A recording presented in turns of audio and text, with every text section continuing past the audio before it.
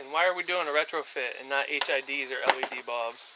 Because I know you love those people. Yeah, the people who put stock LED, they put LED bulbs or HID bulbs and stock halogen lights are just, I don't...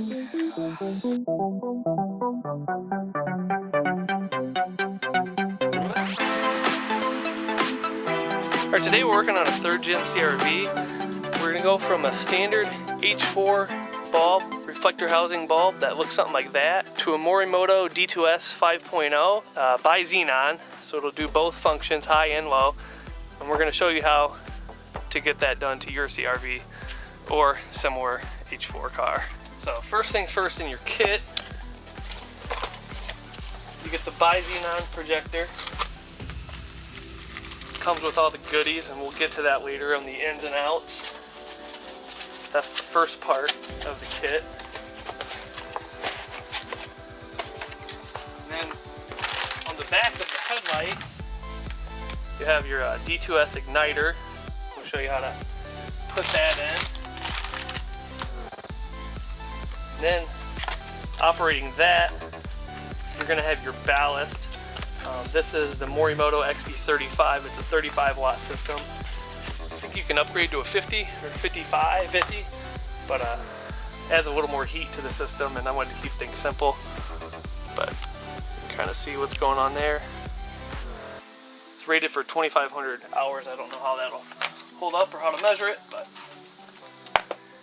And you got your bulbs. We'll open those later. I just got the standard D series XB D2S bulbs. Here is the harness. This is basically a giant relay. They did a really good job with this. Everything is labeled. Everything you need to do. They've pretty much idiot-proofed it.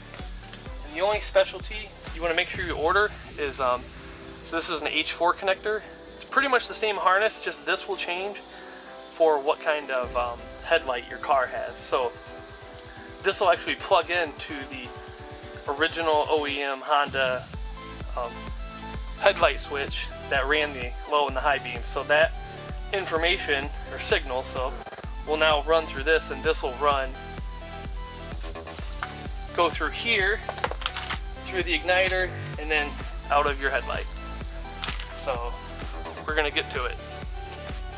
So what I didn't film was how to remove the bumper, but whatever car you have, there's enough information out there to go ahead and learn how to pull those.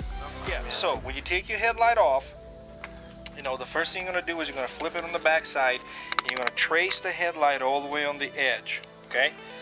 This specific one has little screws, okay? These little screws basically hold the lens to the body of the headlight itself.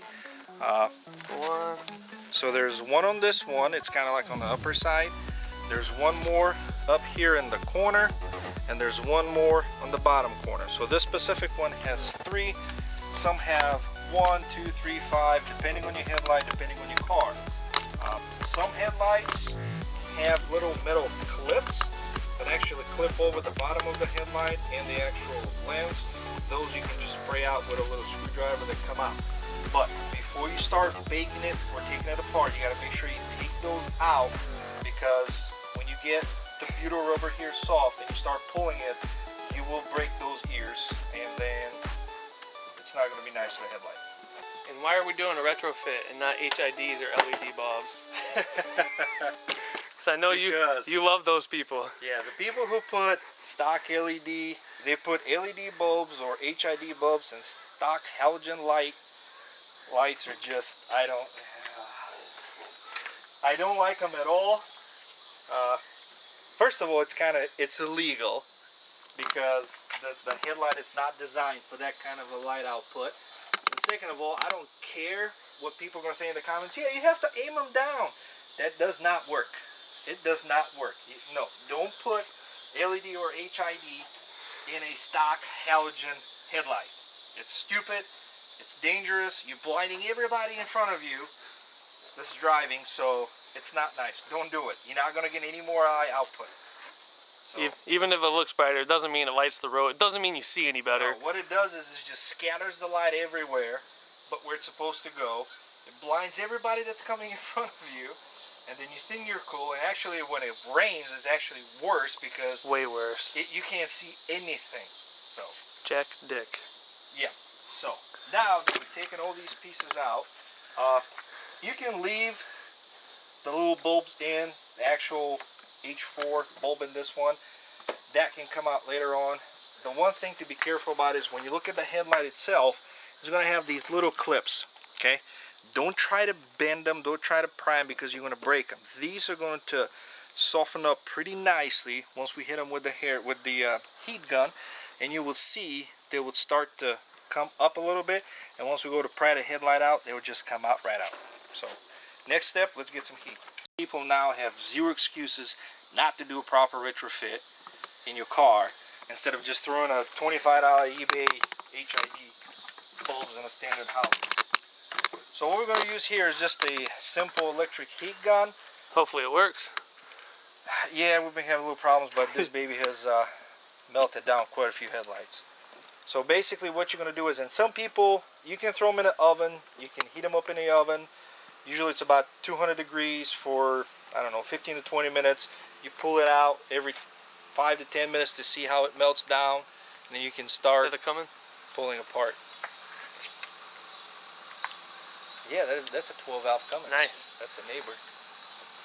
So the heat gun, run it, and I'll show you how to do it. Don't get it super close to the plastic because you would melt the plastic. Keep it at about 2 to 3 inches distance and try to walk your way around where the actual seam is. If you look at your headlight, what you're going to see is you're going to see this little channel here. Okay, this channel here, it's full with butyl rubber. And what happens is, it's kind of like a C channel, and then the lens is straight, so they kind of go like this, and all the sealant around it, that's the butyl rubber that softens up. It doesn't melt down, but it gets really soft when it gets hot. So, and you can see it, it's all the way around to the headlight. Don't heat this part of the headlight. Nothing is happening here. You want to heat right where the lens meets the actual body of the headlight. So, let's get some heat. Works.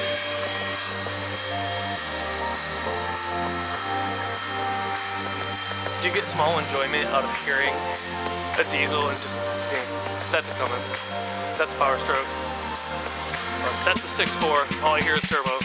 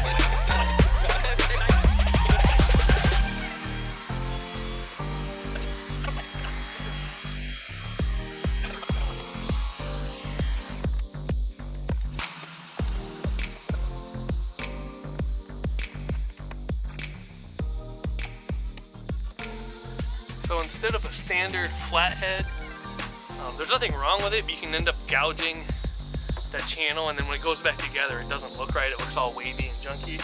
This is a Morimoto pry tool. So it actually gets in there, it's real wide. It separates them out more evenly. It's worth the $8 or $10. I think it is. It is.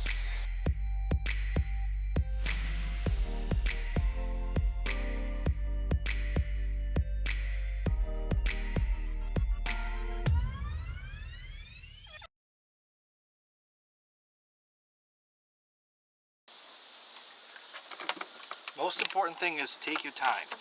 Don't try to rush stuff. Don't try to tug on it. See, this side is separated. This side cooled down, so we're gonna get some more heat to it.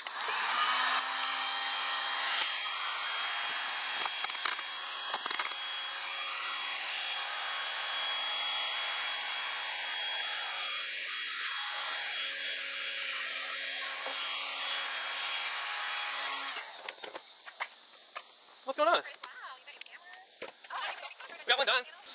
Alright, so when you're done, this is what you're going to be left with.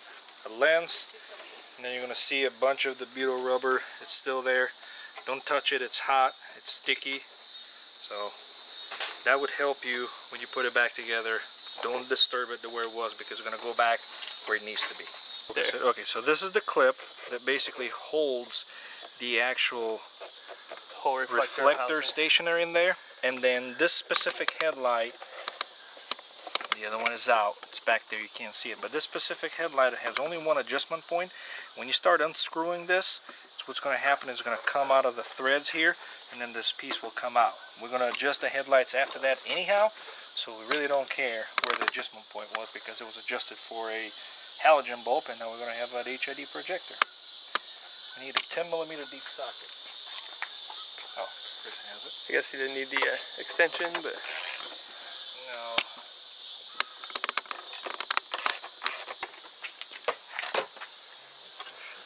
Almost out.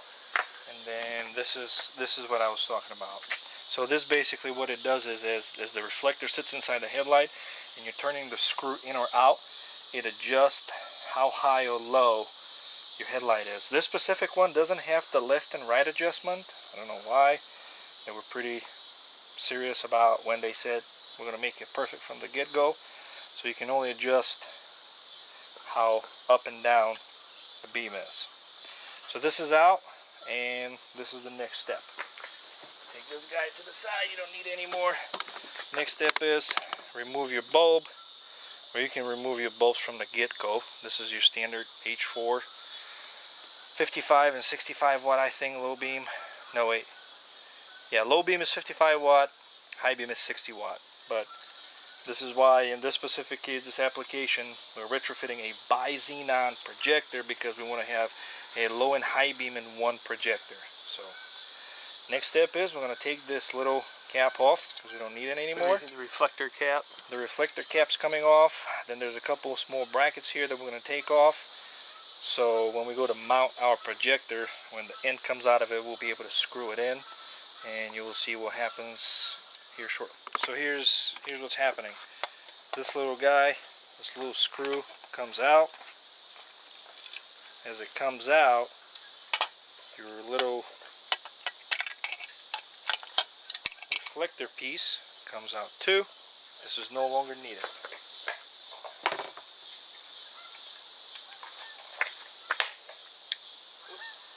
You don't have to put the screw back in. I do it. It looks clean. Nobody will ever see it, but I know it's there. It looks complete. The next piece we're going to take out is the little spring holder that actually holds the H4 bulb. That's no longer needed. If you're ever going to go back to the normal H4 bulbs, I would keep all that hardware so you can bring it back to stock. If you're going to sell the car and you don't want to sell the retrofit with it.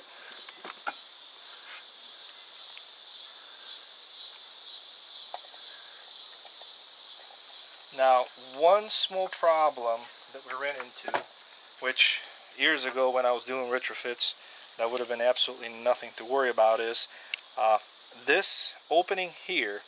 If you see where the little pins are, this opening here, it's too narrow for the new nut to go inside, and I think Chris is getting that blue ring there. So what this guy does is this will hold your projector into the housing, and what we discovered is, because of how thick these sides are here, this was not going to go in there and fit right. So what I'm doing is I'm just using a little Dremel with a little sanding disc, and I'm just touching up these areas here, making them a little bit thinner, so that way, yeah, you can put it in. You can see, got this is threaded The projector housing actually just sticks right through. Yeah, it comes through here, and then you're using the nut to put it in. Well, what happens is, as this is a universal projector to fit a lot of housings, the ring is pretty nice. There's actually a tool that you use to hold it down, to tighten it down as well. But this specific headlight, we have to trim those edges just a little bit to make it fit nice and tight and snug. So like I said, there are many ways of doing it. Don't break those pins, because they're guiding pins as to how the projector sits and where your cutoff line sits. So don't break them off, don't take them off. Just make sure you trim them down, and you keep trimming them down until you can fit this ring nice and slowly and actually goes inside. So next step. So this is just Dremel. You can use anything you want to. This is my go-to tool for a lot of those small things. Just a little Dremel, a little sanding disc. And what we're going to do is we're going to just go like this very slowly and knock out some of the ridges.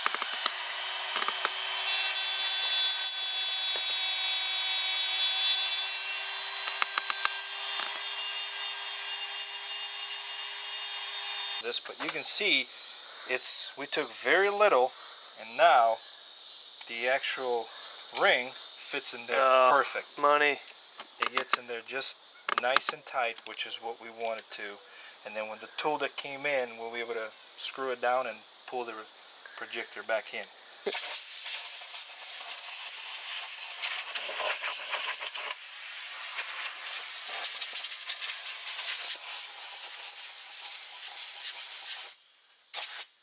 Let me get you focused.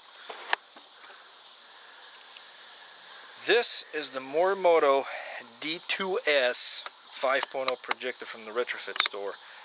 I've been a huge fan of these guys ever since they start making these things. Actually, when they first started, they were down in Columbus. They were like 3 blocks away from where I used to work. But I never had the time to go make it, to go see them, and now they moved to Atlanta. They're in Atlanta, Georgia. Yeah, they're down south. But I've been a huge fan of these guys for ever since they started working with this. Where they have come, really, they have made a super nice package with this, because first of all, it's the shape of the ball is the correct shape for having a more wide span. Their relays for the Bi-Xenon function are amazing. They're really beefed up. Their construction is all metal, all aluminum. They come with the clear lenses, so you don't have to buy clear lenses and play with the spacing and everything else. And it's just, overall, this is just an amazing package. It's heavy too. It's got of what the guys. It's not chintzy. Yeah, of what the guys have done with the Retrofit store. And it's, when you have a headlight like this, like an H4 headlight that you go into Retrofit, it doesn't get any easier than that. So next step is we're going to put this 3-inch Morimoto into the headlight. Yes, sir. So this is the fun part. So the hardware that it comes with it, and I know there's hundreds of videos, and the Retrofit store makes a really good video as well, is this little harness. This is what controls your Bi-Xenon. So this will be your high and low beams. Make sure you plug this in, if you don't want the Bi-Xenon functionality. The next thing is this little rubber ring guy. It goes in just like that. I'm just going to go in the housing, so you don't have any clankage. It's just smooth sailing. It goes into the housing and then crimps it down, and it's a nice touch. This guy basically will center up your projector based on your housing, and then this goes the on nut last, is what holds it down. So this very last one, this is actually your bulb holder. This is what holds your bulb inside the projector. We don't need this right away. What we're going to do is we're going to make sure that we get our harness for the Bi-Xenon. We found earlier you really have to click this in. Yes, you really have to. Yeah, you really have to plug it in hard. There's like a little clip in here. I don't know if you can see it. What I kept doing is I didn't want to kill it, so I would end up plugging it in like this, and we start putting the projector inside the housing, and it just kept popping off. And I'm like, well, that's not cool.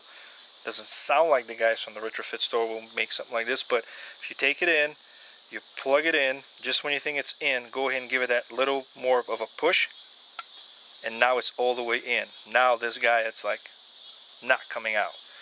And then I'll show you how we're going to route this to come outside the headlight. You You have the pieces that you need. So the next thing we're going to do is we're going to run the wires through the opening. Depending on your headlight, see this headlight had a little notch in here. This is where the bowl for the reflector went in on the old one. Try to fish your wires through there. That way they're not pinched when you go to tighten them down. It just makes it look nice and professional, I guess. But if you see, the wires won't fatigue or yeah, split or get pinched. Yep. So the next step is you're going to put your ring in here, and as you can tell, it only goes in one way on the reflector. Okay, and these notches, yeah. So this is your up point. That's where your cutoff line is going to be. And then you see the notches here. This is where the H4 bulb used to sit. So what they have done is they have created this bracket, and this bracket is basically a replica of the H4 base. So when you put it in, it will center your projector, and then we're going to put in the little ring in here that holds it down. And Chris was actually nice enough to buy a tool for this. Yep. Makes things a little bit faster. This is a nice touch that they have done from the Retrofit store.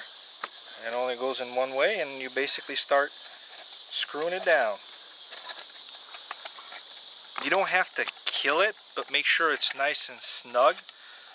The last thing you want to do is, 5 months down the road, your reflector, your projector's bouncing all over the place. Kind of see you got some good thread sticking out of it too. And as you can tell, what we did earlier with the Dremel is we cleaned out the area so this guy fits nice and snug. Otherwise, it was sticking out, and when it sticks out, you don't have enough threads left then for the cap that holds your bulb inside of the projector itself. So, like I said, get it nice and tight. Don't overkill it. You don't have to overkill it, but make sure it's nice and snug.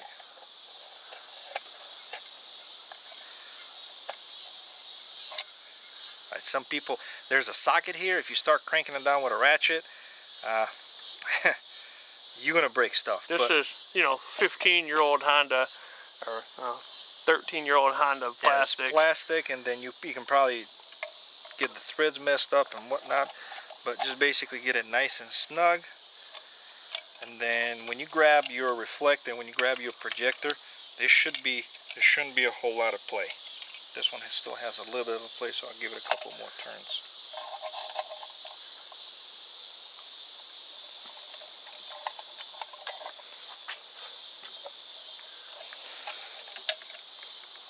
And that there should do it. Double check your wires. As you can tell, they're not pinched. They're nice and free, just coming from that little hole in the bottom. And there you have it. That is one of the fastest HID retrofits you can ever do. Back in the days, I would get these projectors, and you have to drill holes into the housing and run studs and nuts and washers, and then you go mount it on the car, then your cutoff line sits like this, so you take it out again and you start drilling, and it was a nightmare. And because of the way this works, you adjust it with the factory Honda adjuster. It's super easy. Yeah, so this right now, this housing itself sits in the headlight, and it's adjusted the way you would adjust your headlight. So the next step is, yes, you can throw like this in the car. Chris has actually bought a couple of different shrouds that he wanted to test out. So we're going to throw in... They accidentally sent me these. This is one of the shrouds, and this is what it kind of looks like. Again, this is old personal taste. The Mini Gatlin 2.0 if you're interested. I like simple and sleek. This is the Iris. So this one, again, these shrouds are designed and built with the projectors themselves. They have these little clips. So these little clips will actually clip and hold on the projector itself. So let me see if I'm going to hold it, you align it.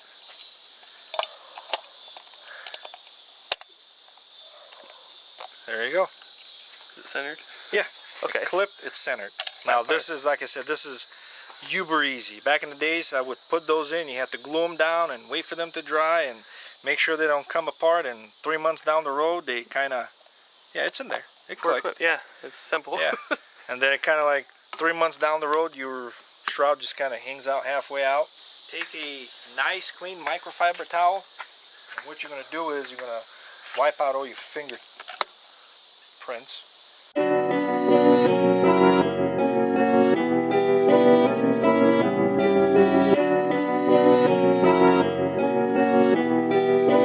Perfect.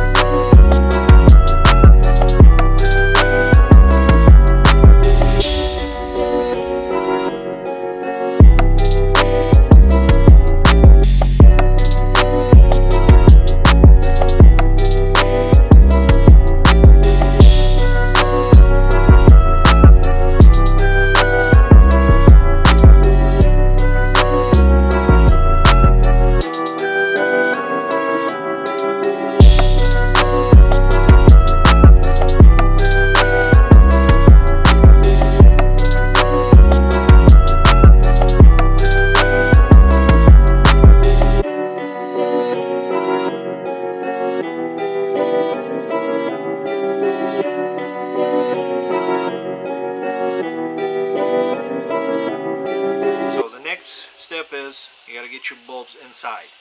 This part always goes on the bottom, and the way they're designed is you're not going to be able to put it any other way. Don't touch this, don't get any dirt on it, just grab it in the base and then slowly push it in. And as you're pushing it in, you would see where it's going to lock. Okay, once it locks, you take that very last piece that came with the kit, and it's got 2 notches on each side. And what happens is there are 2 notches on the bulb. You line them up, it covers it, and then you basically just screw it down, and this is what your bulb holder is. This is what holds your bulb. So if you ever have to replace your bulb later down the road, or you want to put different bulbs, you take that piece out, take the bulb out, put a new one in, screw it back in. The next step is you have to mount the actual igniter and everything else. This specific one comes with a clip with a rubber piece. Again, this is all depending on your headlight application. What we're going to do with ours is we're going to take the original Honda boot, we're going to make a nice cut in it, so it's going to sit like this, and then that's going to mount to our bulb, and then we'll be fine. We'll be ready to go. I already measured it, so I know exactly where to cut it from. I'm just going to do a nice cut all the way around.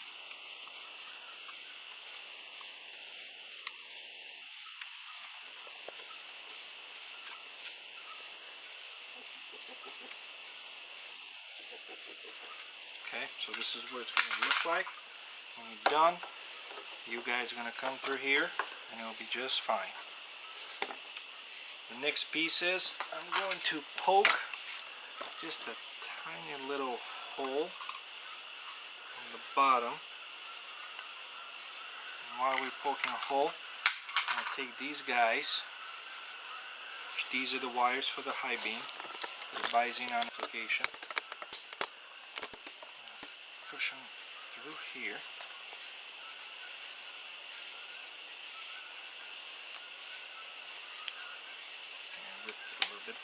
Fine.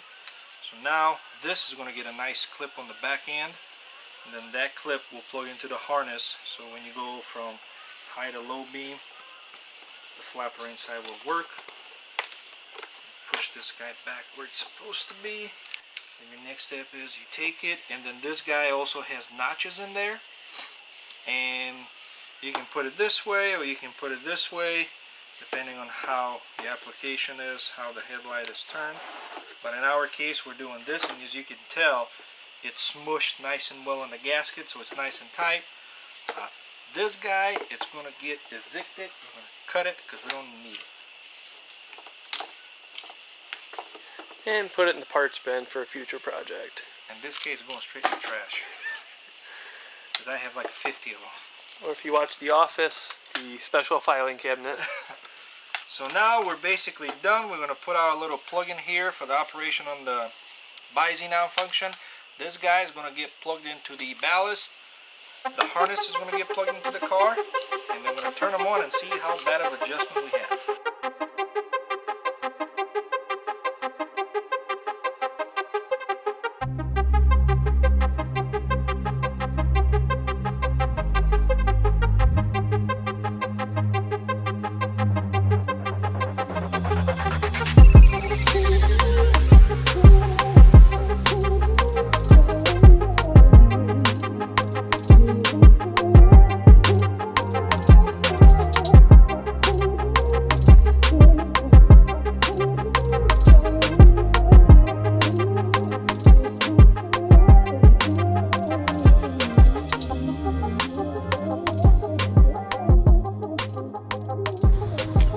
Okay, so we're looking under the hood. That's my cheat sheet.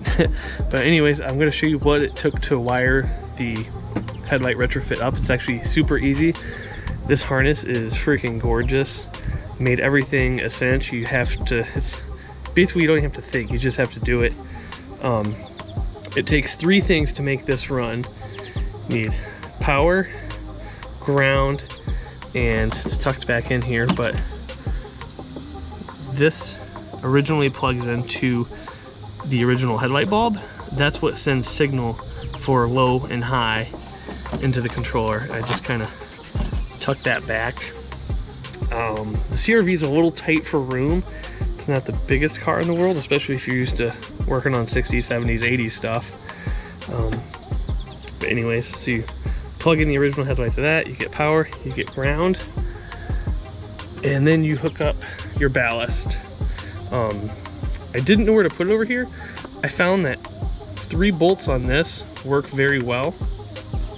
So here's your input coming into the ballast. Here's your output. It goes down to your igniter and your D2S bulb. You can see the rubber that we trimmed, so it fits nice. I mean, there's really not much to it. A little note, there's a metal holder that holds this up. I bent that out of the way, and this is only riding on 2. It's very sturdy. If you do the 3rd one, it makes putting this in impossible. So that's just a little note for those of you doing this. And then if you follow the harness over to the passenger side, you can see I used double-sided tape to tape on the ballast over here. I actually ran a zip tie around it for a few weeks.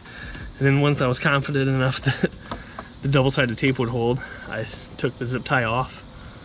It's on the ABS unit. And you can see under here, I have the ground.